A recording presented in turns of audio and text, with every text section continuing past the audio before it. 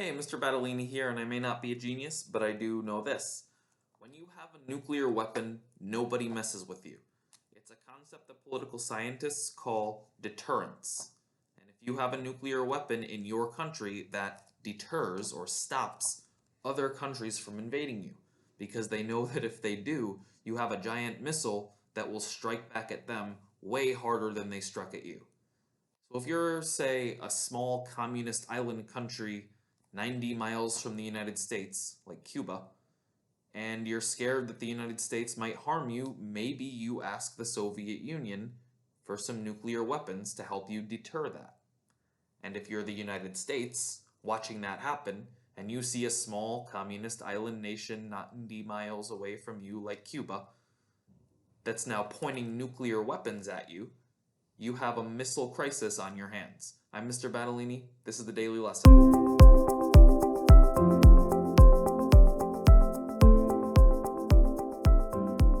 Alright, your outcomes for today are that you should be able to define and describe the Cuban Missile Crisis, explain how Cold War tensions led to that crisis, and explain how that crisis ended.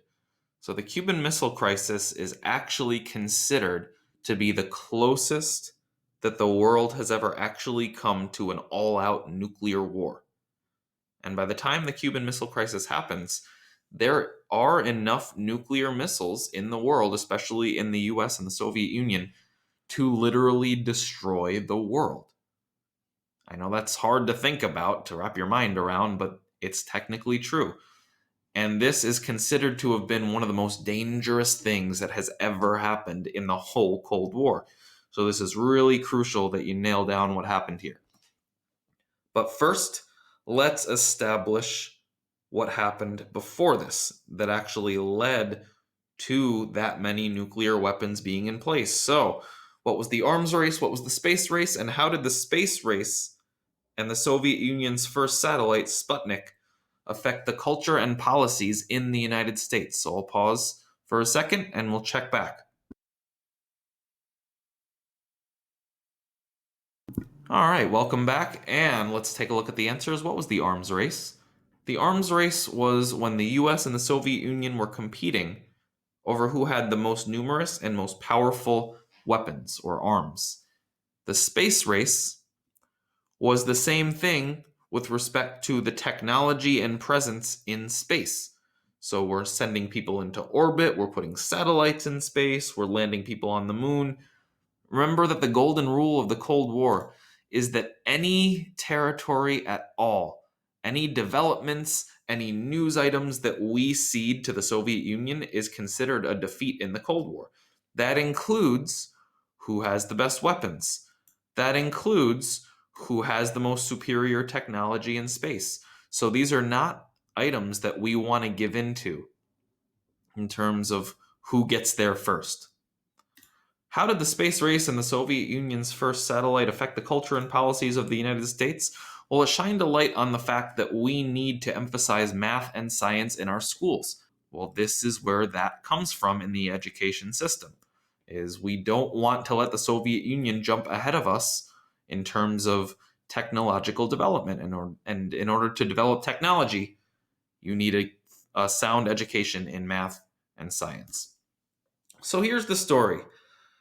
We have so far 3 presidents in the Cold War era. We started with Truman, and then we had Eisenhower during the Korean War, and now we have President Kennedy. And during President Kennedy's administration, Cuba became a communist country and an ally of the Soviet Union. That's not a good sign for our policy of containment. Remember that we were trying to contain communism, and it's now spreading to Cuba. And a communist rebel named Fidel Castro led a communist revolt and a revolution and declared himself the president of Cuba. Cuba's just a random country, tiny little island, so that shouldn't matter, except that it totally does for this reason. The United States sent some spy planes flying over Cuba and found that not only was it a communist country, but now it's a communist country with some missile launching sites. And that's not good, since we know from the last lesson that the Soviet Union officially has nuclear weapons. And if the Soviet Union has a communist ally in Cuba with nuclear weapons, that is not good for the United States, especially when you look at where Cuba actually is. That is way too close to the United States. And when you consider the range of a nuclear missile, an intercontinental ballistic nuclear missile, those missiles have a range of 2,500 miles. And that's especially scary because within that 2,500 miles from Cuba is, I don't know, Washington, D.C. right here, and New York right here, and most of Canada, and almost the entire United States of America, and all of Latin America. Some important cargo that falls within range of those missiles if those missiles are allowed to accumulate in Cuba. So President Kennedy knows he cannot let this stand. So Kennedy announces that not only does the United States have missiles in Turkey, which is dangerously close to, I don't know, the Soviet Union, not only do we have counterstrike missiles sitting right in Turkey, but also the Soviet Union would not be allowed to ship anything to Cuba. So we need to seal off this right here.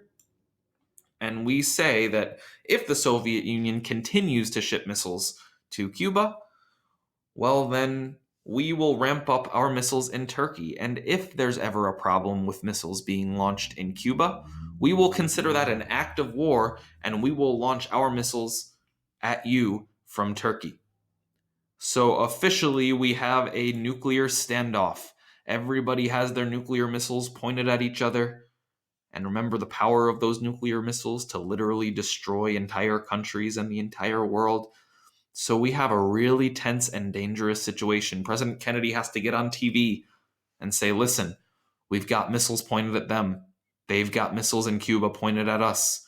We are officially going to blockade Cuba.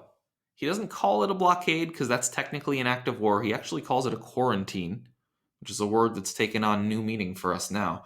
But he says no Soviet ships will be allowed to come into Cuba. So the U.S. Navy sets up right here and seals off those shipping lanes. No ships may come through unless the U.S. Navy approves it, because they don't want any more Soviet missiles to come to these Soviet missile sites.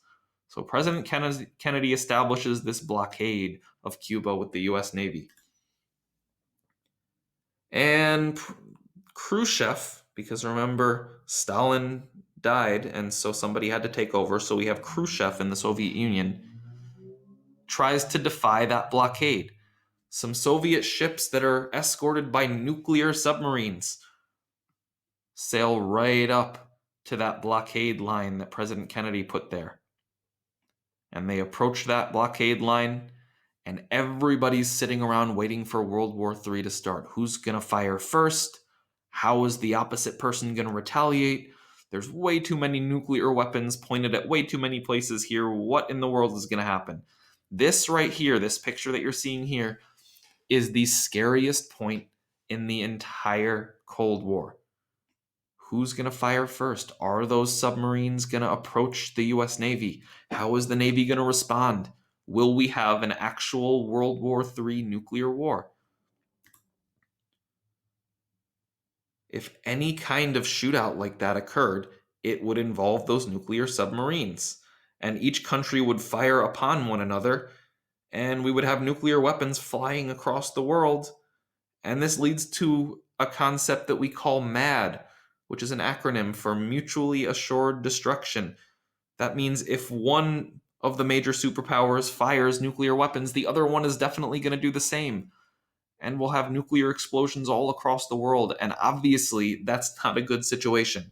It was very scary stuff. This was around the time when people in the United States were building bomb shelters. That was a huge industry, and you can still find bomb shelters around because everyone was so scared of nuclear war. And then all of a sudden it was resolved. And the way that it got resolved was that President Kennedy sent his brother the Attorney General Robert Kennedy to make a deal with the Soviets. And the submarines stopped, and the ships stopped, and it was decided that the Soviet Union would turn its ships back around, and they would remove their missiles from Cuba. And in exchange, the United States had to promise never to try to invade Cuba. And just like that, the missile crisis was over. But one more development happened. President Kennedy and President Khrushchev both sort of looked at each other after this and said, "We almost just literally destroyed the entire world." And that's probably not great. As much as we hate each other, that's probably something we can agree is a bad thing. So they established what was called the nuclear hotline. One phone in the White House, one phone in the Russian Kremlin. And if ever there was a time again where nuclear war was a serious threat, those two leaders could speak directly to each other immediately to avoid this whole nuclear standoff thing. So one little positive aspect comes out of the Cuban Missile Crisis. The communication between the two major powers of the Cold War increases just a little bit with a nuclear hotline. Your key takeaways today: the Soviet Union placed nuclear missiles in the communist country of Cuba, which was way too close to the US. President Kennedy blockaded Cuba to prevent more missiles from coming in. Soviet nuclear submarines approached that blockade line, setting the stage for a nuclear war, and at the last minute, the Soviets agreed to turn back and remove their missiles if the US never again invaded Cuba. Your daily directions: you're going to complete pages 23 through 25 in the packet. You're going to check Schoology for any discussions. Make sure you answer them if they're present.